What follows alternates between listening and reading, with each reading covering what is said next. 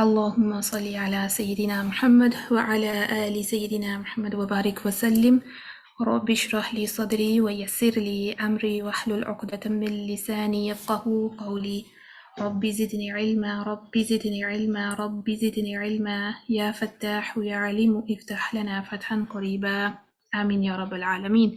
السلام عليكم ورحمة الله وبركاته. Makhaarij al-Huruf, this was the topic that we had already started regarding the Tajweed. We have covered the rules, the letters which fall under Al-Jawf, and we covered Al-Halq. Now this is the third main makhraj, the tongue, which is Al-Lisaan. Inshallah ta'ala, we'll try to understand as much as possible. The tongue, as you can see, has been divided into two parts. There are 10 makhaarij, the articulation points that come from the tongue, and there are 18 letters in total which come from the tongue. So the tongue is divided into two parts. As I said, the 10 makhaarij come from the tongue. So from those 10, 5 come from the ghayr tarf, which is called the non-tip, and 5 makhaarij are onto the tarf, which is the tip of the tongue. So total we have 10 makhaarij.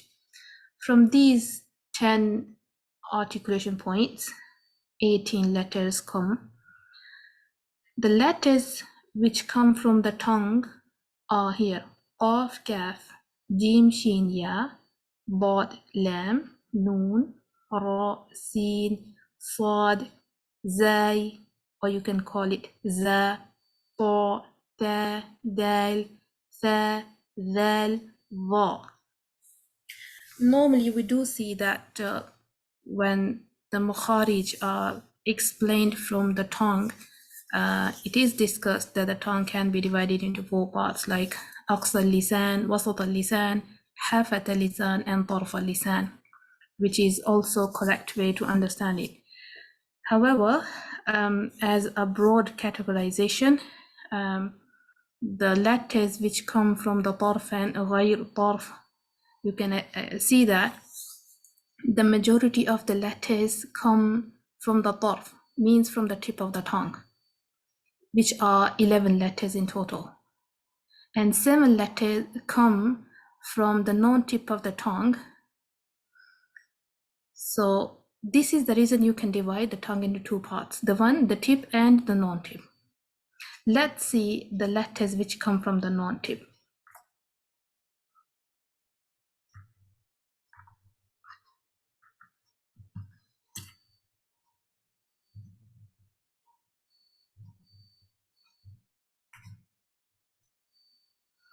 I'm going to open the slide.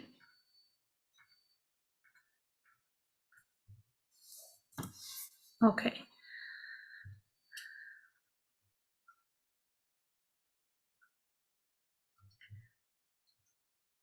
Here we have the letters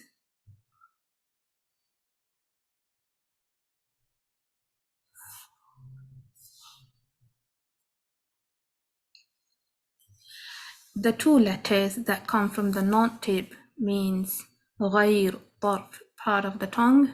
It's qaf and the kaf. It's also called the aqsa al-lisan part. The letter qaf is from the remotest part of the tongue, touching opposite of the soft palate. And this is the image of the letter qaf. You can see the tongue from the back is raised and it is touching the soft palate. Another thing that you can see in the second picture is the sound is going towards the roof of the mouth, means that there is a concaving of the tongue from the middle. There is a raising of the tongue from the back and concaving from the middle.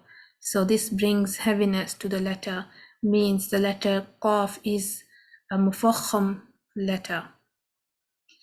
We have another letter that comes from the back of the tongue, which is non-tip part of the tongue, the letter kaf.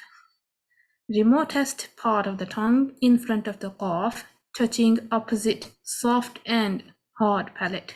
So this is the borderline of the soft and the hard palate.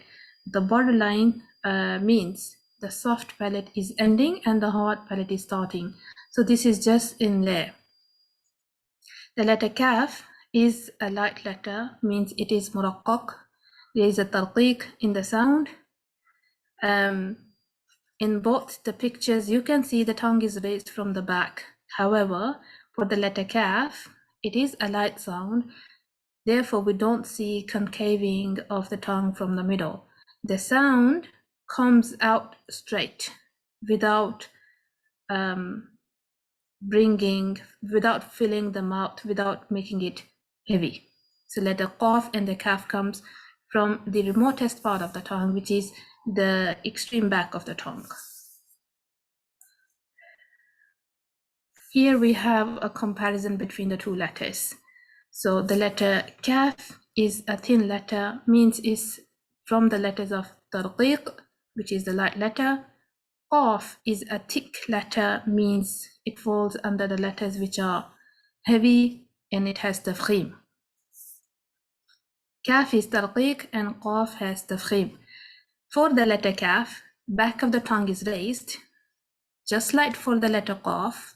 However, the difference between the two is that the sound in the letter kaf is lowered, but the sound in the letter qaf is elevated, as you can see. These arrows indicate this is for the letter qaf and this is for the kaf. Here the sound is elevated, means the direction of the sound is towards the palate, towards the roof of the mouth, that brings the echo sound in the mouth. But for the kaf, it comes out straight away. The throat is not narrowed, as you can see.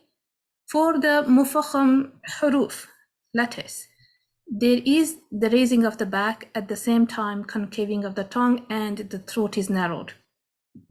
That is the mechanism of making the letter mufakham or heavy.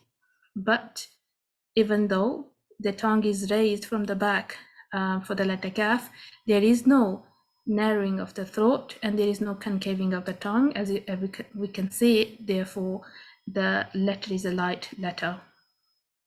When the letter kaf is read with the sukoon, it has the quality of hams, means we read it like ak, ak. But the letter qaf, when that letter is read with the sukoon, we need to apply qalqala to it, that we need to bounce it. So how? Like this. Aqo, aqo, aqo. So these are the two these are the comparisons between the two letters, to understand that even though both the letters come from the back of the tongue, qaf a little further back, and what lies opposite to it is the soft palate. The kaf is also from the back of the tongue, and what lies opposite to it is the hard and the soft palate. Qaf is further back, kaf is little under towards the mouth, and the letter qaf is further close towards the letter kha and the ghain, which is from the top of the throat. So that's the comparison between the two. I hope so this is clear for everyone. The next, the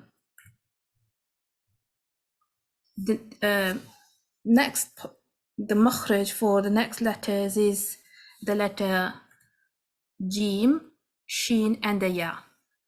After the letter qaf and the kaf, we have these three letters, which come from wasat al-lisaan, or from the center part of the tongue, and this is broadly categorized as a non-tip part of the tongue. The as you can see, as in front of the pictures, which is self-explanatory, that we can see for the letter jim, it is touching from the center of the tongue to the hard palate.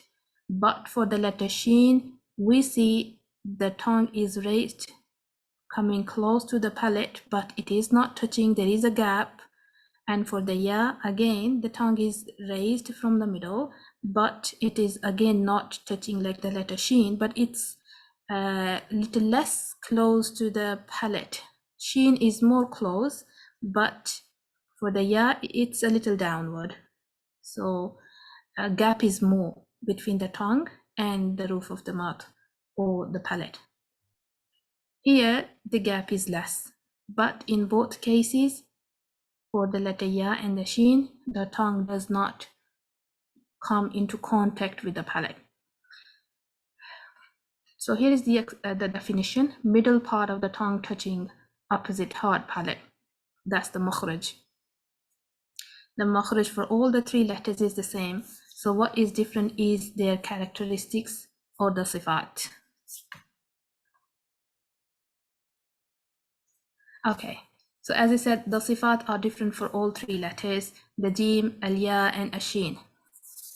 There is no gap between the tongue and the palate, as you can see.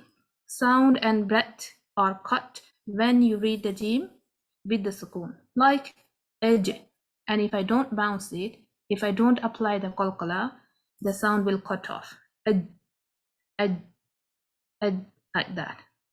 And these arrows also indicate the sound is blocked, it's imprisoned. Because for the jim, the tongue from the middle is touching the hard palate. Now you need to apply the qalqala, bounce the sound of the letter. Edge, edge, edge. This letter doesn't have an extra A. It's one of the strong letters. So we don't apply hums or we don't bring an A with it. The letter ya, there is a small gap between the palate and the tongue for sound to run through freely. Means the sound is not blocked. It can freely come out because the tongue is not touching the hard palate and it's not closing the makhaarij. Breath is cut and sound runs. Means the letter ya, when you say ay, there won't be a breath continuing, but the sound.